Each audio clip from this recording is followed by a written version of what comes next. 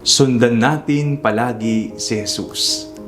Ako po si Father Fiel Pareha at ito po ang ating segment, ang Daily Devotion, na kung saan tayo po ay magdarasal, magbabasa at magninilay kasama ng salita ng Diyos sa buong taon. Manalangin tayo. Sa ngalan ng Ama, ng Anak at ng Espiritu Santo. Amen. Halina, banal na Espiritu, liwanagan mo ang aming puso at isip nang maunawaan at may sa buhay namin ng iyong salita.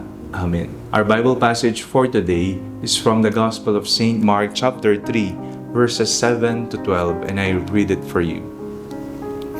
Jesus departed with his disciples to the lake, and a great multitude from Galilee followed him.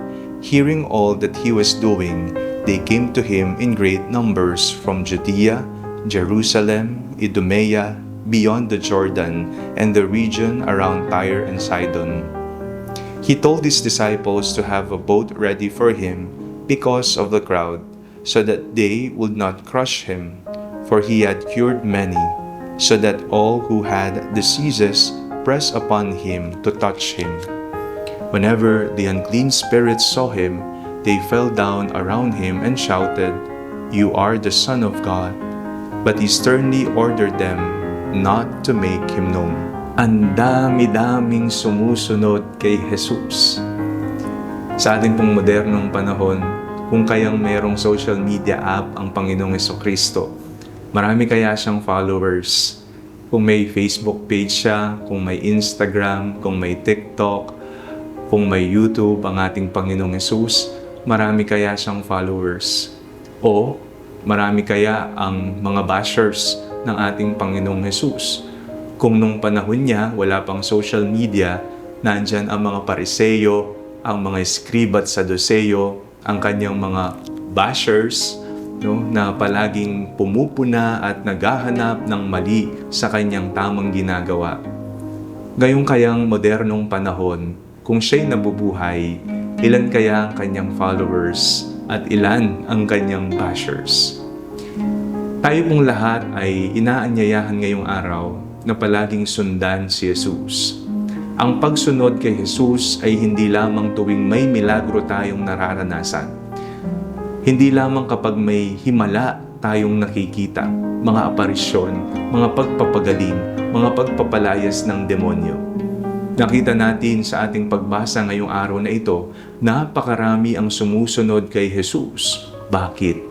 Sapagkat napakaraming kababalaghang ipinamalas ni Jesus. Pagpapakain sa mga libo-libo, ang pagpapagaling sa mga iba't ibang uri ng sakit, ang pagpapalayas ng mga demonyo, ang lahat ng ito'y nakikita ng mata ng tao. Kaya naman hindi magkamayaw ang mga taong sumusunod sa Kanya dahil nakikita nila ang mga kababalaghang ginagawa ni Jesus. Ang pagsunod natin ay nakabatay kay Jesus. Siya ang ating susundan. Siya ang ating paniniwalaan. Siya ang ating bukod na Panginoon. Sa mga panahon na tayo nagdududa sa ating pananampalataya dahil feel natin wala ang Panginoon o hindi nakikinig sa ating mga panalangin, o kaya naman sa mga panahon na wala tayong nakikitang mga himala, naway manatili tayo. Nawa ang sundan natin ay si Jesus at hindi ang mga kung ano-anong nakikita natin at hinihintay natin bilang mga tanda. Manalangin tayo. Panginoong Hesukristo, sa iyo po ang aming mga puso. Kayo po ang aming susundan, panahon man ng kasiyahan, himala o kalungkutan ng aming buhay. Amen. Sa ngalan ng Ama, ng Anak at ng Espiritu Santo. Amen.